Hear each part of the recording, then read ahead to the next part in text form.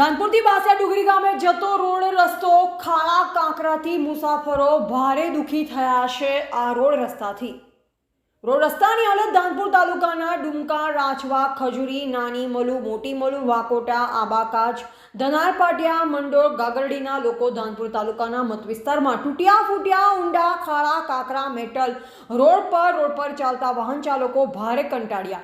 આ મત વિસ્તારના દબંગ નેતાઓ ગાયબ થઈ ગયા। જુઓ, ધાનપુરથી બાસિયા ડુંગરી જતો રોડ રસ્તો ઉબડખાબડ ખખડધજ બની ગયો।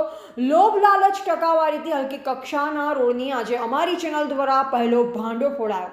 ભંગારવાળો ડામરનો રોડ રસ્તો ધાનપુરથી બાસિયા ડુંગરી ગાગરડી માર્ગમાં ઠેર ઠેર ખાડા કાંકરા, રાહદારીઓ ભારે પરેશાન।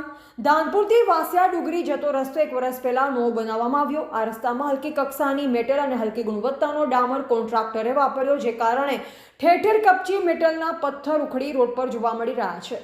હલકી કક્ષાના રોડ બનાવી કોન્ટ્રાક્ટરે અને સરકારી બાબુએ કર્યો લાખો રૂપિયાનો ગોલમાલ ઘોટાળો, મોટો ભ્રષ્ટાચાર।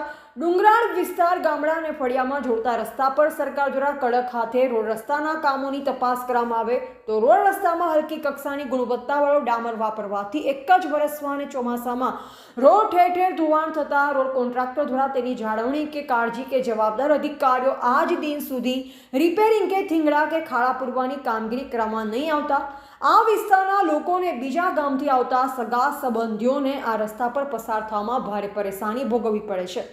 ત્યારે શું ધાનપુર તાલુકાનું વહીવટીતંત્ર અને ગરબાડા તાલુકાના સ્ટેટ હાઈવે ઓથોરિટી ઓફ ઇન્ડિયાના અધિકારીઓ ચોમાસા પહેલા રોડ રસ્તાની રિપેરિંગની કામગીરી કરવામાં આવશે કે કેમ?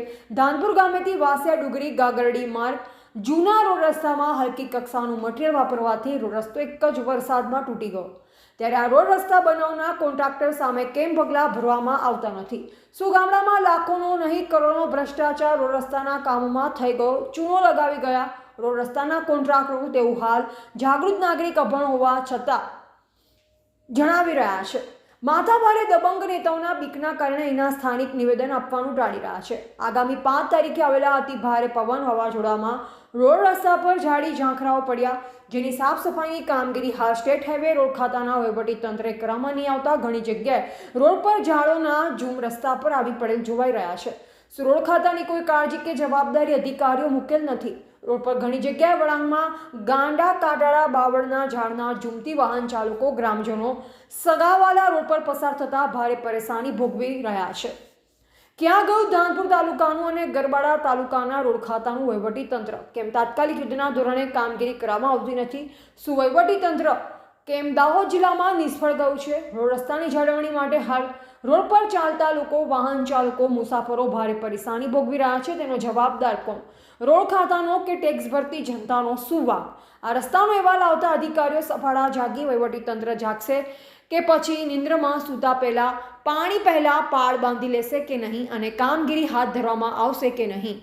રિપોર્ટર હાર્દિક કુમાર પસાયા, ધાનપુર।